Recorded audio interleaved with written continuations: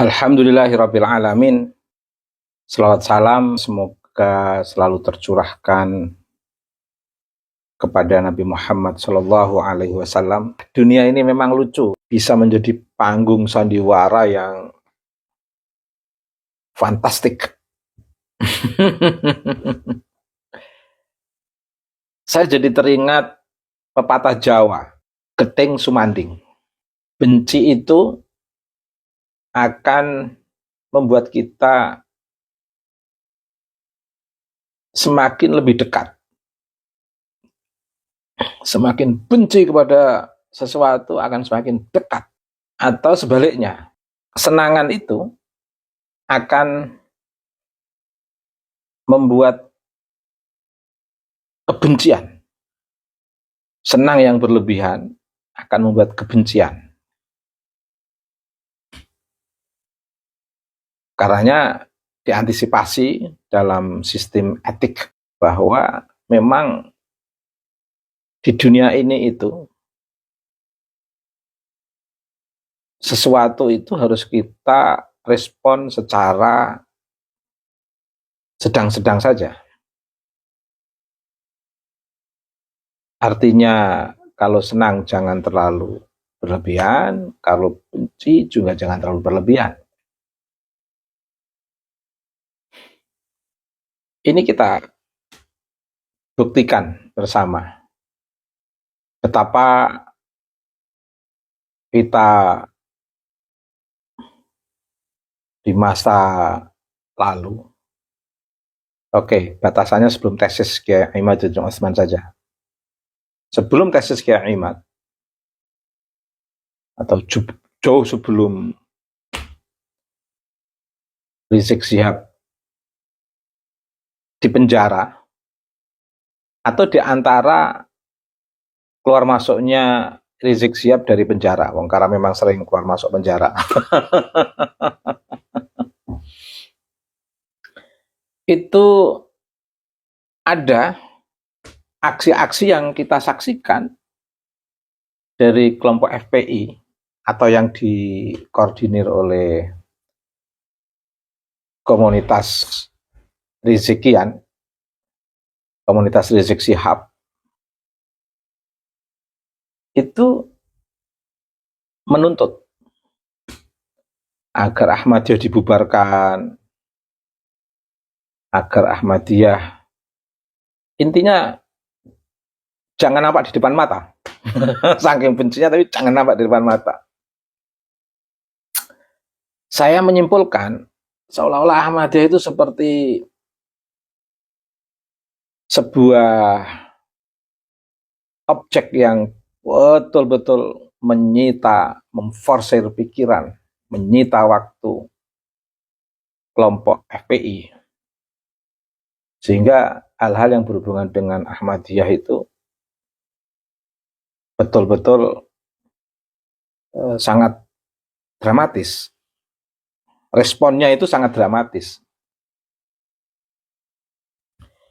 Bahkan tidak sedikit keterlibatan dari komunitas Nahdliyin membela Ahmadiyah karena melihat perspektif kewarganegaraan yang kesemuanya harus mendapatkan hak yang sama-sama sebagai warga negara, selama tidak melakukan kekerasan, intimidasi, teror, dan gerakan-gerakan yang mengancam kemanusiaan, keadilan, dan persamaan. Selama tidak melakukan ini, seluruh warga negara punya hak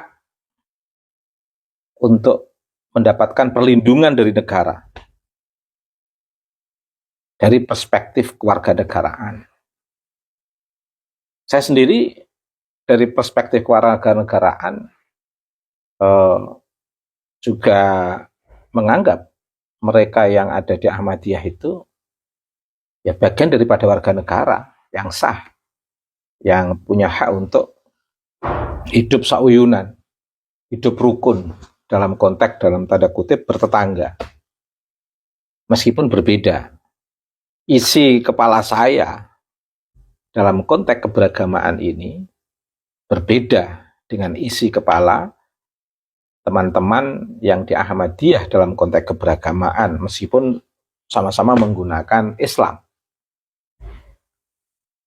Tetapi dalam konteks bertetangga, dalam tanda kutip, atau dalam konteks hak kewarganegaraan, memiliki hak yang sama. Meski berbeda isi keberagamaannya, tapi tetap memang harus bersama dalam konteks keragaman, mengisi ruang keragaman dalam konteks kehidupan berbangsa dan bernegara. Itu sudah kita sadari bersama. Bahkan saya beberapa kesempatan ngisi di Ahmadiyah dan berkomunikasi dengan baik. Bahkan ada beberapa kegiatan Ahmadiyah itu beberapa kali diwaduli, dilapori kelompok Ahmadiyah karena dapat intimidasi atau teror dari kelompok-kelompok FPI. Dan itu tidak hanya dalam konteks Semarang, seluruh Indonesia. Hampir FPI kalau lihat Ahmadiyah itu seperti kucing kalau lihat tikus. Inginnya kayak ingin memangsa.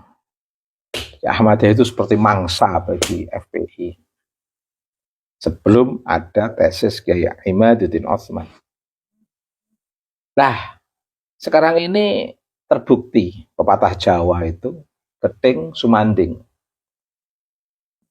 Ternyata Rizik Syihab nampak menghiasi sosial media sangat akrab, berangkulan dengan Raffi Ahmad.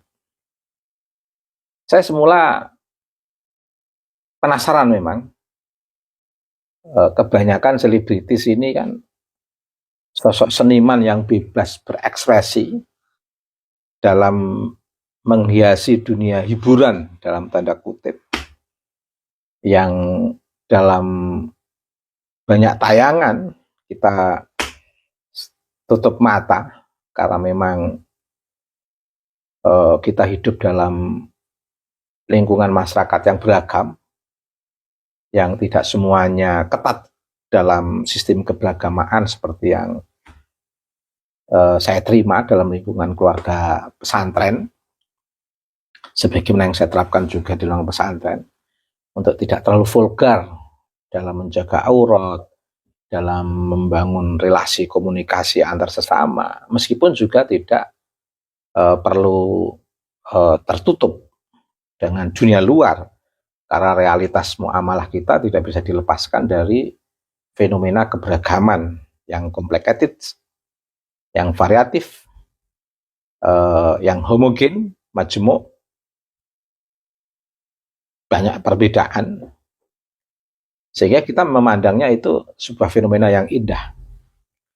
Tapi berbeda ketika saya melihat fenomena FPI yang begitu garang, begitu galak, begitu seram sekali. Apalagi kalau melihat FPI di sana sedang membincang Ahmadiyah. Ahmadiyah itu seperti mangsa saja. Nah, tapi setelah tesis Kiai Imad, saya justru melihat fenomena Rizik Syihab sedang akrab dengan Raffi Ahmad. Saya bisa mengambil 3 pelajaran penting. Pertama, terjawab rasa penasaran saya tadi yang ingin saya ungkap. Ibarat sebagai seorang selebritis, seorang seniman di dunia hiburan, mengapa kok mau terlibat dalam sistem politik di negeri ini, terlibat dalam perpolitikan nasional, sosok Raffi Ahmad. Saya penasaran itu. Ternyata sudah terjawab. Oh iya, karena memang Raffi Ahmad darah dalam tanda kutip tokoh Ahmadiyah, ya wajar kalau ingin menjaga keberlangsungan dengan caranya atau upaya untuk bisa terlibat dalam perpolitikan nasional. Dan itu saya memaklumi Sebagaimana kita juga memaklumi komunitas dari warga Nahdien ada yang betul-betul memiliki intensitas komunikasi dengan sistem perpolitikan, wajar. Karena untuk menjaga keberlangsungan ke-NO-an dalam sistem politik nasional. Hal yang sama di Muhammadiyah, di organisasi manapun wajar kalau ingin terlibat dalam sistem perpolitikan ini untuk menjaga keberlangsungan latar belakang historis keberagamaan yang menguatkan untuk tetap harus mereka jaga secara survive dalam sistem sosial politik atau sosial kebudayaan. Yang kedua, saya melihat ada perubahan, yaitu perubahan peta politik Rizik Syihab yang sebelum tesis Kiai Imad itu betul-betul agresif, istilah saya itu agresif, terkait dengan fenomena kelompok-kelompok keberagamaan yang dinilai sesat oleh FPI karena tidak sejalan dengan prinsip-prinsip ideologis FPI. Saya tidak mengatakan prinsip Islam, karena gerakan FPI itu lebih banyak didominasi oleh prinsip ideologi yang dibangun oleh Rizik Syihab. Islam saya lihat dalam gerakan FPI Rizik Syihab itu hanya sebagai pendekatan, bukan sebagai prinsip gerakan. Nah, justru prinsip gerakannya itu adalah prinsip gerakan Rizikian. Saya tidak menyebut prinsip Islam. Nah, prinsip ideologis FPI cenderung garang. Melihat Ahmadiyah itu seperti melihat mangsa. Tapi pasca tesis Kiai Imad, Rizik Syihab mulai lentur. Selain memang sudah tidak ada instrumen yang bisa digunakan untuk bersikap arogan, yaitu sistem kenasaban. Karena yang sudah memahami kalau habaib itu tidak tersambung nasabnya ke Nabi, itu tidak hanya mereka yang berada dalam posisi di luar lingkaran muhibbin, bahkan muhibbin pun memahami kalau para habaib itu tidak terinsap kepada Nabi. Cuman para muhibbin tidak berani melepas karena sudah terlanjur ada ikatan emosional dan tidak berani merefleksikan itu karena memang ingin menyenangkan para habaib. Tapi muhibbin sendiri banyak yang sudah memahami itu. Indikasinya gampang. Muhibbin sebelum tesis Kiai Imad itu sangat betul-betul cara penghormatannya itu cara penghormatan yang betul-betul sangat ekstrim. Tapi setelah ada tesis Kiai Imad, mereka suasana kesetaraan itu lebih nampak. Bahkan para habaib sendiri yang sebelum tesis Kiai Imad mengandalkan kenasaban untuk bersikap secara jumawa, itu cenderung pasca tesis Kiai Imad mereka lebih ngelendeh, lebih ingin mencari teman. Mas Wafi menikmati itu. Acaranya banyak didatangi oleh para habaib. Ini menurut saya sebuah fenomena yang positif dalam konteks kesetaraan. Habib pun mau datang di rumah Mas Wafi. Ini bagus menurut saya. Hal yang sama yang ketiga, pertemuan Raffi Ahmad dengan Rizik Syihab itu menunjukkan kekalahan pemerintah terhadap kelompok radikal. Sehingga ibarat pemerintah yang memiliki kekuatan militer, memiliki kepolisian, memiliki perangkat yang sudah tersistem, dalam konteks birokrasi kepemerintahan ini kok harus sowan kepada Rizik Syihab yang notabene keluar masuk penjara dalam kasus yang memang bermasalah dalam relasinya dalam kehidupan berbangsa dan bernegara ini, baik dalam konteks relasinya dengan pemerintah maupun konteks relasi Rizik Syihab dengan kelompok-kelompok organisasi yang berbeda ideologi. Ini kan banyak masalah Rizik Syihab. Dan itu dibuktikan dengan keluar masuknya penjara, juga dibuktikan dengan keputusan pemerintah yang membubarkan FPI. Tetapi dengan adanya sowannya Raffi Ahmad oleh kelompok analis dan beberapa masyarakat mengkhawatirkan itu, karena datangnya Raffi Ahmad ke Rizik Syihab merupakan simbol kekalahan pemerintah terhadap Rizik Syihab. Itu saya kira wajar kalau muncul analisis seperti itu. Meskipun dari saya mengatakan ini fenomena positif. Fenomena positif karena di situ menunjukkan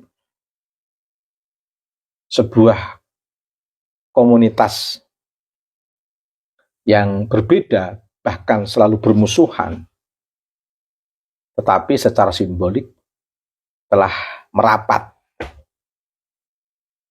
seolah-olah sudah selesai semua permasalahan FPI dengan Ahmadiyah, dengan representasi Ahmadiyah, adanya Raffi Ahmad, dan representasi FPI adanya Rizik Syihab, dan itu bertemu, seolah-olah konflik Ahmadiyah FPI itu sudah selesai.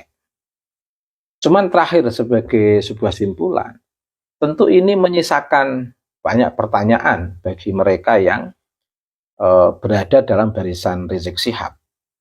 Pertanyaannya, mengapa Rizik Syihab berangkulan dengan Raffi Ahmad yang notabene secara ideologis sangat berbeda?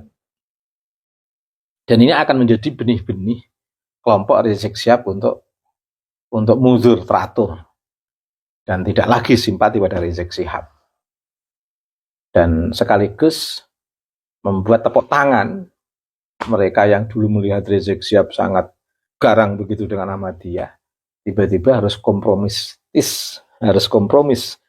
dengan simbol Ahmadiyah.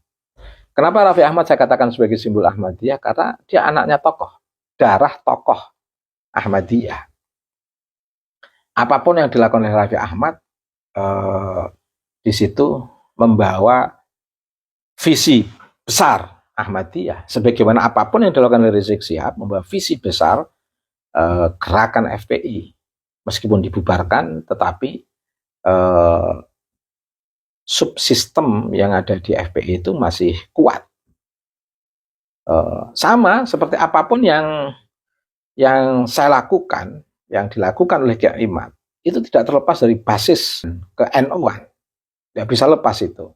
Basis historis subsistem pesantren, warga Nahdliyin. Nah, karena setiap orang itu tidak bisa lepas dari latar belakang historisitasnya masing-masing. Nah, itu komentar saya. Semoga bermanfaat untuk sedikit membuka hasanah fenomena pro kontra pertemuan Raffi Ahmad dan Rizik Syihab. Subhanakallahumma wa bihamdika mil'al mizan wa muntahal ilmi wa mablaghar ridha wa zinatal arsy. Asyhadu an la ilaha illa anta astaghfiruka wa atubu ilaika. Wa sallallahu ala sayyidina Muhammadin wa ala alihi wa sahbihi wa baraka wa sallama walhamdulillahi rabbil alamin.